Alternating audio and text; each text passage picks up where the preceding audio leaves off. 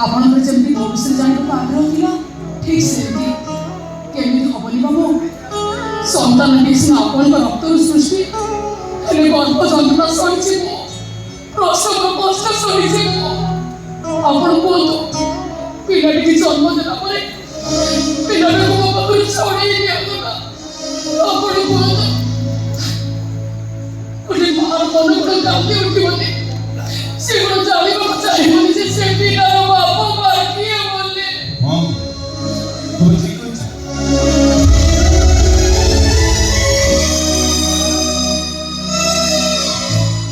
সতেন তুমি নিজে কষ্ট যন্ত্রণা আছো আমাকে বাপা মা হবার যে সৌভাগ্য দিয়েছ। সতেন তুমি আমার বঞ্চিত হওয়া পর্যন্ত মনে রহিব। କ'ଣ ଲାଭ ଅଛି ଏମିତି ମନେ ରଖିବାରେ? ଗର୍ଭକୁ ଭଡ଼ା ଦେଇ ଟଙ୍କା ନେଇଛି ବାସ୍, ଏତିକି ଆମ ସମ୍ପର୍କ। ମନେ ରଖିଲେ ଆପଣ କଷ୍ଟ ପାଇବେ, ବରଂ ଭୁଲି ଯିବାଟା ଆପଣଙ୍କ ପକ୍ଷେ ଉଚିତ ହବ। ନାଇଁ ମୁଁ କ'ଣ କହୁଥିଲି କି ଜଣେ ବିବାହିତା ନାହିଁ ଯାହାର ମା ହବାର କ୍ଷମତା ଥିଲା, କେବଳ ସେ ହିଁ ସରକାରୀ ମଦର ନିଷ୍ପତ୍ତି ନେଇଥାନ୍ତି। ହେଲେ ମୁଁ ଯାହା ଲକ୍ଷ୍ୟ କଲି ତମ ହାତରେ ତ ସଂଖ୍ୟା ନାହିଁ, ତାମାନେ ତମେ କ'ଣ? ନାଇଁ ବାବୁ, ମୁଁ ବିଧବା ନୁହେଁ, ମୋ ସ୍ୱାମୀ ବଞ୍ଚିଛନ୍ତି, ମାତ୍ର ମୁଁ ହତଭାଗିନୀ ସ୍ୱାମୀ ପରିତ୍ୟକ୍ତା। କିନ୍ତୁ କାହିଁକି? ତମର ଅପରାଧ କ'ଣ? ସନ୍ତାନ ଜନ୍ମ କରିବାର ମତୁଆଲା ନିଶାରେ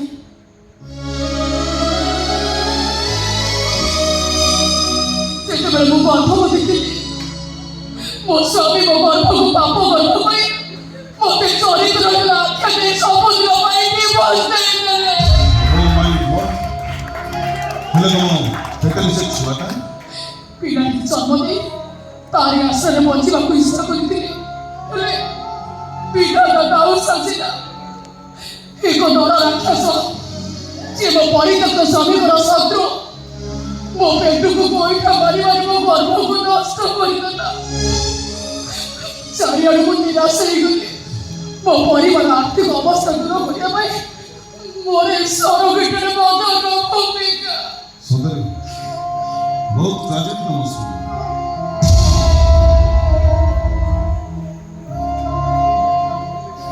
ଏତେ ସବୁ ନିରବରେ ସହିଗଲ କାହିଁକି? ଆଇର ଆଶ୍ରା ନେଲନି? କ'ଣ ଲାଭ ମିଳିଥାନ୍ତା ବାବୁ? କଥାରେ ଅଛି, ପୋଡ଼ିଗଲା ତରକାରୀ କ'ଣ ଆଉ ସ୍ୱାଦ ଥାଏ? ତା ଛଡ଼ା ଆମେ ବହୁ ଗରିବ, ସେ ବହୁତ ଧନୀ। ଯାହାକୁ ମୁଁ ଦେବତା ଭାବି ପୂଜା କରୁଥିଲି, ଆଇର ଆଶ୍ରୟ ନେଇଥିଲେ ତାଙ୍କ ମାନ ସମ୍ମାନ ଉପରେ ଆଞ୍ଚ ଆସିନଥାନ୍ତା। ହେଲେ ସେ ତ ତମ ପ୍ରତି ଅବିଚାର କରିଛନ୍ତି। କରନ୍ତୁ,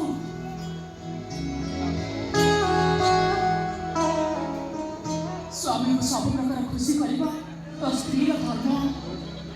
ମୋତେ ପଛେ ଯେତେ ଦୁଃଖ ଯନ୍ତ୍ରଣା ଦିଅନ୍ତୁ, କିନ୍ତୁ ମୁଁ ତାଙ୍କର ଅମଙ୍ଗଳ ଚିନ୍ତା କେବେ ବି କରିପାରିବିନି। ମୁଁ ଠାକୁରକୁ ଡାକୁଛି, ମୁଁ ଯଦି ତାଙ୍କ ପାଇଁ ରାସ୍ତା କଡ଼ରେ କୋଉଠି କୋଉଠି ମରିଯାଏ, ତାହେଲେ ମୋତେ ବହୁତ ଶାନ୍ତି ମିଳନ୍ତା ବାବୁ।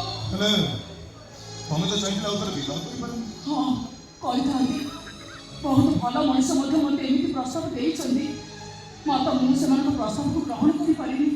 କାହିଁକି ନା ବିବାହ କରିବା ପାଇଁ ନା ମନରେ ଅଛି ଆଗ୍ରହ, ନା ଅଛି ଉତ୍କଣ୍ଠା। ତାମାନେ ତମେ ଆଉ ବିବାହ କରିବନି? ଭବିଷ୍ୟତକୁ କିଏ ଦେଖିଛି ବାବୁ? ବର୍ତ୍ତମାନକୁ ନେଇ ମୁଁ ଏତିକି କହିବି, ଯଦି ମୁଁ ସତ୍ୟରେ ମରିଯାଆନ୍ତି, ତାହେଲେ ମୋ ଆତ୍ମା ଗୁଡ଼ିକେ ଶାନ୍ତି ମିଳନ୍ତା। ନାଇଁ,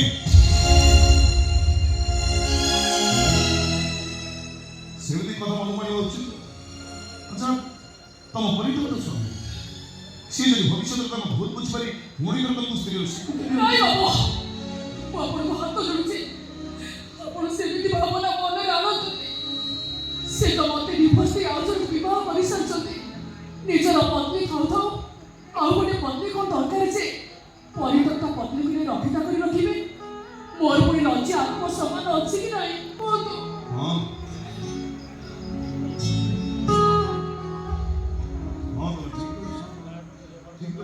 ବାବୁ, ମୋ ବିଷୟରେ ମୁଁ ତ ଆପଣଙ୍କୁ ସବୁ କଥା କହିସାରି, ଏଥର ମୁଁ ଆସୁଛି। ରୁହ।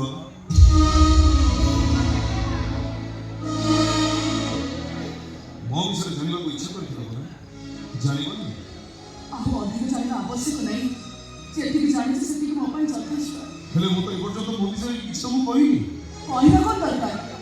ଅନୁଭବ କରିବାର ଶକ୍ତି କ'ଣ ମୋର ନାହିଁ? ମୁଁ କ'ଣ ସ୍ୱାମୀ ପରିତ୍ୟକ୍ତ ହେଲି ବୋଲି ମନ ହୃଦୟ ମୋର ସବୁ ପଥର ପାଲଟି ଯାଇଛି? ତାହେଲେ ତମେ ମୋ ବିଷୟରେ କ'ଣ ଅନୁଭବ କଲ? ଆପଣ ଜଣେ ସୁନ୍ଦର ମଣିଷ।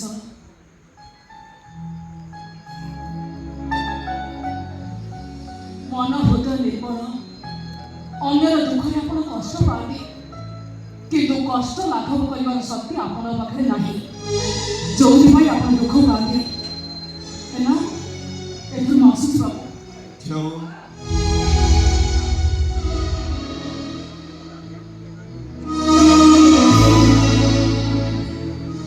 ଏତେ ସମୟ କଥା କହିଲି, ତମ କଣ୍ଠସ୍ୱର ପାଇକି ମୋତେ ଚିହ୍ନା ଚିହ୍ନା ଲାଗୁଛି। ବିଶ୍ୱାସ କର, ସତେ ଯେମିତି ଲାଗୁଛି ତମେ ମୋର ବହୁତ ପରିଚିତ। ବାବୁ, ପର ଭିତରେ ଭାଗ୍ୟରେ ଏମିତି ଚିହ୍ନା ଚିହ୍ନା ଲାଗେ କାହିଁ? ଆପଣଙ୍କ କଣ୍ଠସ୍ୱର ତ ମୋତେ ଚିହ୍ନା ଚିହ୍ନା ଲାଗୁନି। ଆପଣଙ୍କ ସହିତ ମୋର ଆଗରୁ କ'ଣ ଦେଖା ହେଇଛି ବୋଲି ସେମିତି ଧାରଣା ତମ ମନ ଭିତରେ ଆସୁନି। ନାଇଁ, ଯଦି ତମେ ଖରାପ ନ ଭାବିବ ତାହେଲେ ବାସ୍ ଥରେ ତମ ମୁହଁ ମୁଁ ଦେଖିବା ପାଇଁ ଚାହେଁ। ନାଇଁ ବାବୁ, ମୁଁ ଆପଣଙ୍କର ରଖି ପାରିବିନି। କିନ୍ତୁ କାହିଁକି? ସେମିତି ଏଗ୍ରିମେଣ୍ଟ ଆମ ଭିତରେ ହେଇଛି ନା। ଆରେ ସେ ଏଗ୍ରିମେଣ୍ଟ ମୁଁ ଯେତେବେଳେ ଭାଙ୍ଗି ଦେବା ପାଇଁ ଚାହୁଁଛି ତମେ ପ୍ରତି କରୁଛ କ'ଣ ପାଇଁ? କାହିଁକି ଆପଣ ସହିବାର ସାପ ଲାଙ୍ଗୁଡ଼ରେ ହାତ ମାରୁଛନ୍ତି? ଦଂଶନ ସହି ପାରିବେନି, ଉଭୟକୁ କଷ୍ଟ ହବ। କିଛି ହବନି, ମୋ ଉପରେ ଭରସା ରଖ। ଭରସାର ସେତୁ ବନ୍ଧ ଭାଙ୍ଗିଗଲା ପରେ ଆପଣ କାହିଁକି ତାକୁ ଯୋଡ଼ିବାକୁ ଚାହୁଁଛନ୍ତି ବାବୁ? ବିଶ୍ୱାସ କର, ମୋର ଥରେ ତମ ମୁହଁ ଦେଖିବା ପାଇଁ ଇଚ୍ଛା। ଆଉ ଏଥିପାଇଁ ତମେ ଯେତେବେଳେ ଅଧିକ ଟଙ୍କା ଦାବି କରିବ ମୁଁ ତାହା ବି ଦେବା ପାଇଁ ପ୍ରସ୍ତୁତ ଅଛି। ଛି ବାବୁ ଛି, ଏମିତି କାମରେ ଟଙ୍କାର ଆବଶ୍ୟକତା ହୁଏନି। ଆବଶ୍ୟକତା ହୁଏ ଆନ୍ତରିକତା। ତାମାନେ ତମେ କହୁଛ ଆମେ ଏତେ ସମୟ କଥା ହେବା ଭିତରେ ଏ କଥାରେ କିଛି ବି ଆନ୍ତରିକତା ନଥିଲା? ବାବୁ, ମୁଁ ଆପଣଙ୍କୁ କେମିତି ବୁଝେଇବି? କାହିଁକି ଆପଣ ବୁଝିଲେନି ମୋ କଥା କହିଲେ? ନାଇଁ, ଏଇ ଗୋଟିଏ କଥା ମନେ ରଖ, ବସ୍ ଥରେ ମୁଁ ତ ମୁହଁ ଦେଖିବା ପାଇଁ ଇଚ୍ଛା। ବାବୁ, ଦେଖ, ବାପା ଭାଇ ତମେ ଆମକୁ ଯୋଉ ସମୟ ଆମକୁ ଦେଇଛ, ଏଇ ଗୋଟିଏ କଥା ନ ରଖି ତମେ ଆମକୁ କଷ୍ଟ ଦେବ। ବସ୍ ଥରେ ତମ ମୁହଁ ମତେ ଦେଖି, ତାହେଲେ ବହୁତ ବଡ଼ ଅବସର ହେଇଯିବ ମୋ ମନରେ। ଠିକ ଅଛି ବାବୁ, ଠିକ ଅଛି। ଯଦି ମୋ ମୁହଁ ଦେଖିବା ପାଇଁ ଆପଣଙ୍କର ଏତେ ଇଚ୍ଛା, ତାହେଲେ ମୁଁ ମନା କରିବି କାହିଁକି? ଏଇ ଦେଖନ୍ତୁ ମୋ ମୁହଁ, ଆଉ ଚିହ୍ନି ନିଅନ୍ତୁ କିଏ ସ୍ୱର ବେତାଳି ବନ୍ଧ।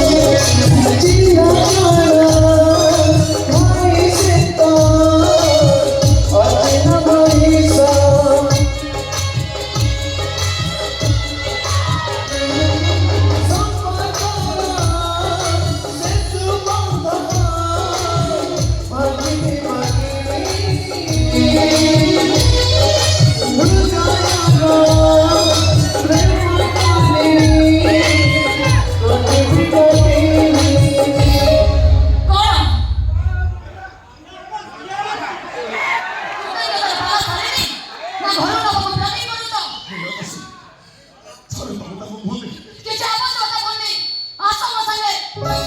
ବିଛା ହେଇଛି